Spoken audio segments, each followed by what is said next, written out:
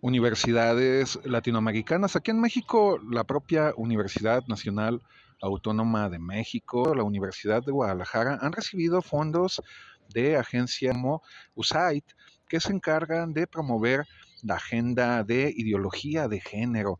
¿Por qué las infancias trans existen?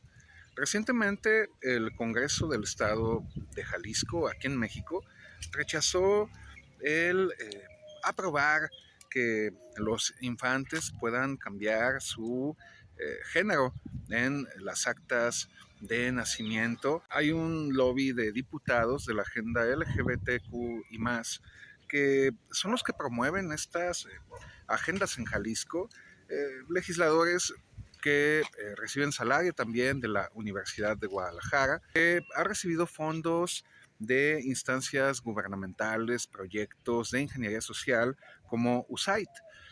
La cuestión es por qué los medios de comunicación locales dan por hecho que las infancias trans existen. ¿Es correcto asumir en 2025 que existen las infancias trans? Analicemos qué dicen las ciencias sociales, varios artículos, hay que decirlo, realmente son una defensa, una propaganda sobre la despatologización de lo que conocemos como infancias trans. Sin embargo, al leer estos textos, nos percatamos de algunas inconsistencias en los postulados de las personas que forman parte de este lobby de científicos sociales y que son los que promueven esta suerte de ideologías. Por ejemplo, en este artículo llamado Infancias Trans, Despatologización, Rol Adulto y Amparo Subjetivo Institucional, podemos leer lo siguiente. Bueno, antes hay que señalar a manera de glosario, porque lo vamos a citar constantemente, existe un manual, un instrumento de la psicología validado internacionalmente, que se abrevia como DSM, que es el Manual Diagnóstico Estadístico de Trastornos Mentales, y esta es la guía de los psicólogos y los psiquiatras para evaluar algunos padecimientos, patologías que ya están clasificados, incluso en el mismo diagnóstico DSM aparecen las formas de tratamiento. Aquí esta autora nos está refiriendo que en el DSM, el instrumento de 1952, que es el DSM-1, y el 2 de 1968, no aparece como tal, y esto es importante mencionarlo, el concepto de transexualidad. Lo que existe es la homosexualidad y el travestismo dentro de los llamados desórdenes psicosexuales. En la versión del DSM-5 2013 se mantiene la patologización, es decir, la conceptualización patológica de enfermedad, de padecimiento de esta expresión sexogenérica. Se introduce una nueva categoría, disforia de género, ¿sí? En el DSM-4, en su apartado Trastornos sexuales y de la identidad sexual, se da cuenta del trastorno de la identidad sexual, entendiendo como aquel en el que el individuo se identifica de un modo intenso y persistente con el otro sexo, lo cual constituye el deseo de ser o la insistencia de que uno es del otro sexo. Ya llegados a este punto, vamos a analizar algunos aspectos que no dicen los promotores de la ideología de género. Analizaremos entonces el caso de John Money y también vamos a problematizar sobre el concepto heteronormatividad.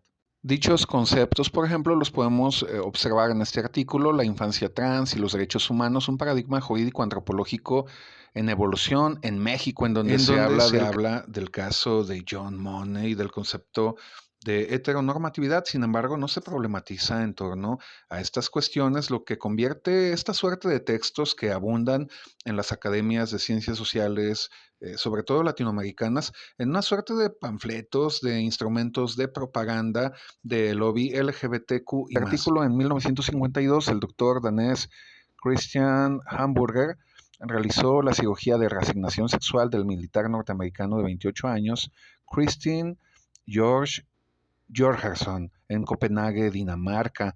Años más tarde, el famoso médico John Money dice daría un nuevo giro al estudio de la transexualidad con la integración de los conceptos de género y rol de género. Es decir, esta dislocación que tanto promueven los estudios de género y que evidentemente sí es algo pertinente para abordar el estudio de las identidades psicosexuales, pero no desde la perspectiva de despatologizarlo al modo de asumir que una persona que se autodefine como niño de 8 años, teniendo 50 años de edad biológicos, pueda defender esto legalmente, psicosocialmente, antropológicamente. Esas son verdaderas pamplinas y lo que no te dicen es lo que ocurrió realmente con este sexólogo llamado John Money. Esto no debemos ir a la quinta columna o a algún sitio web eh, sobre conspiraciones, conocido como el caso Reimer. Durante su vida profesional fue respetado como un experto en el comportamiento sexual, se está hablando de John Money. En 1966, una circuncisión mal realizada dejó a el bebé David Reimer de 8 meses sin pene.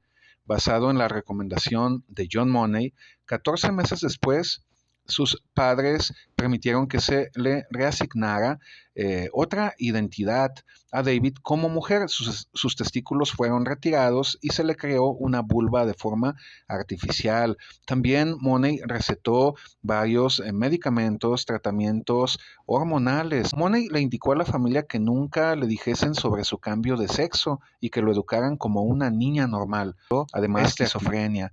En 1997, Milton Diamond informó que la reasignación había sido todo un fracaso. David nunca se había identificado como mujer o comportado de una manera típicamente femenina, después de haber sido cambiado su sexo a femenino. A los 14 años, después de años de terapia y varios intentos de suicidio, contaron a David todo lo sucedido y decidió someterse a tratamientos con hormonas masculinas. Cambió su nombre de nuevo a David cuando era un adolescente y se sometió a una serie de cirugías que le permitieron volver a tener un pene. Y eso es de lo que los promotores de la ideología de género no hablan. Si se supone que están respaldados en postulados científicos y la ciencia se remite a la búsqueda de la verdad, ¿por qué razón no exponen las evidencias, los hallazgos que han... Bien, llegados a este punto, hablemos un poquito de demografía, desmontemos esta crítica a la llamada heteronormatividad. En demografía entendemos, y bueno, hay que hacer un paréntesis aquí importante, aunque no les gusten las pirámides de población a... ciertos grupos de la diversidad sexual. La demografía es, dentro de las ciencias sociales, quizás incluso más que la economía, una de las pocas disciplinas de conocimiento en donde podemos hablar de leyes, leyes demográficas. Y una de estas leyes tiene que ver con el fenómeno de la natalidad desde una perspectiva, aunque no les guste, heteronormativa. Es decir, hay una proporción de niños y de niñas que nacen. Por alguna razón que ya rayaría en lo metafísico, esta proporción siempre se mantiene de 47 a 53, 48 a 52, pero bueno, esa proporción está allí y lo que logra es que haya un espejo, casi un espejo, entre hombres y mujeres a lo largo de la vida de estas personas, pues se va reduciendo la población, fenómenos propios de la natalidad, de la longevidad, y bueno, al final del día, pues son los ancianitos, poquitos, los que son sostenidos por el resto de la pirámide de población. El tema nunca debió haber abandonado el aspecto propiamente médico. Es cierto que la disciplina médica como tal requiere de la interdisciplinaridad, la hermenéutica, pero despojar el estudio de la transexualidad de su aspecto biológico y médico y confinarlo únicamente al ámbito de las disciplinas sociales desde una perspectiva política es definitivamente un error epistemológico.